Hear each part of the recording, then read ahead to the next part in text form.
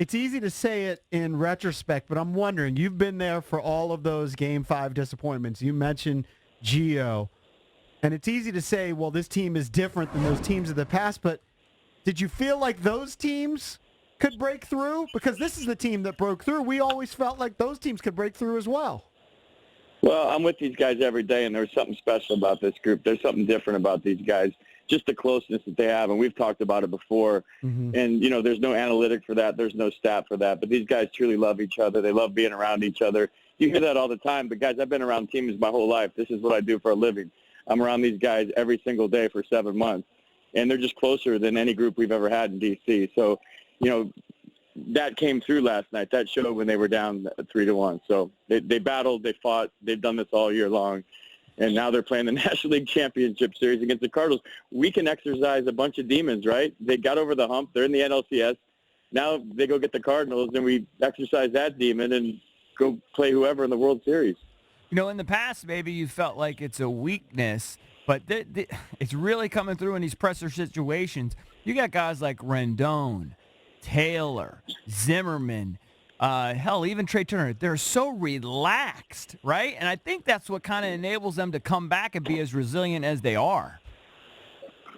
Yeah, I mean, we've always said that Anthony Rendon's the guy that would take a spring training at bat like you would Game 7 of the World Series, just because that's the kind of makeup he has. That's how relaxed he has, and it's like it's come to fruition right in front of our eyes, right? He's having these huge at-bats, and I'll tell you what, one MVP showed up and the other one didn't, and that could be the story of the whole series. But, I mean, we'll take you guys inside. Like, we went back to the team hotel last night. They rented out the whole bar. It was all the players' families and wives and executives and everybody from the Nats.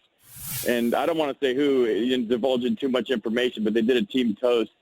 And it said, and whoever did it raised the glass, and about 150 people in the bar, he said, we came to L.A. and we slayed the dragon. Right. And that's exactly what they did. Let's talk about the Dodgers, because the narrative going in was that they were the ones feeling the pressure, and I'm sure globally they were, but they sure didn't show it early on, right? I'm sure they felt it late, but early on they came up free swinging.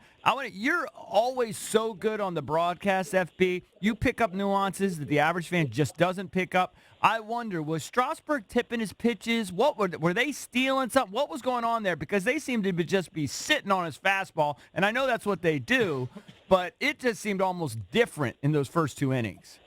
Yeah, it looked like it, didn't it? I don't know. I got some text messages from ex-players saying they thought they saw something, but who knows? In a big game, you get text messages from everybody. Right. That's a pretty good team, and they grind out at bat. So I don't know if that's the case or not, but it seemed like it, right? Nobody was swinging at his changeup, and I tweeted as much. I go, it seems like the Dodgers know when Strasburg's changeup is coming. Who knows if that's the case, but it sure looked like it. So to look ahead to this Cardinals series, one thing that was fantastic in both the wild card game and in this series was the way Davey managed, and I think masked the guys they don't trust in the bullpen, because he was able to use Max in Game 2, able to use Strauss in the wild card game, able to use Corbin a couple times in relief.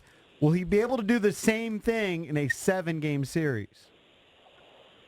Yeah, I think that's the plan moving forward. You're going to see a lot of starters as relievers. I think there's going to be some tweaks to the roster as far as the bullpen goes, and maybe mix it up a little down there with some guys that are getting healthy and some other guys that weren't on the roster for the NLCS.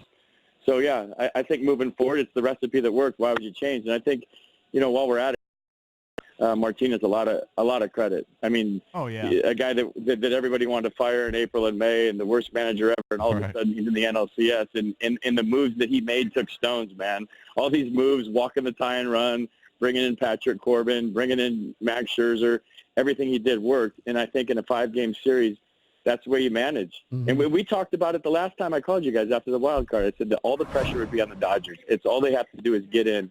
And now the weight of the world is on the Dodgers. Anything but a World Series parade and a championship is a failure for those guys. And you could see it last night. As soon as Rendon hit the home run, you could see it. And Soto comes up. They go back-to-back. And then all of a sudden that place got quiet.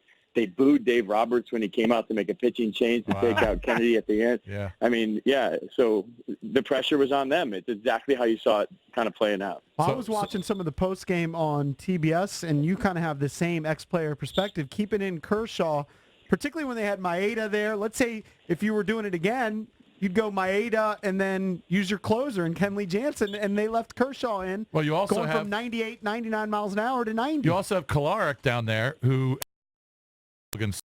decided to keep him in there. So I can see why he was getting questioned on many fronts. Well, David Sampson, FP, who used to be an executive with the Marlins, he said this was all pre-planned, that management was in on this, front office was in on this, and they were going to go. I think that's stupid. And they were going to go, whatever it was, Buehler to Kershaw, and that they knew that going in, and Roberts wasn't going to change, on the fly. You know what, guys? They have all winter to think about that. Who cares? Exactly.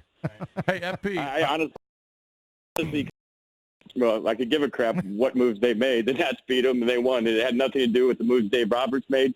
This team's been relentless. They've been resilient all season long.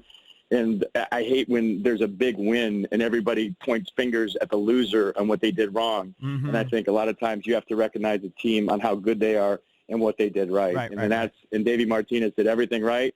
And who cares what moves the Dodgers made? They're home. The Nats are moving on. They're done ski.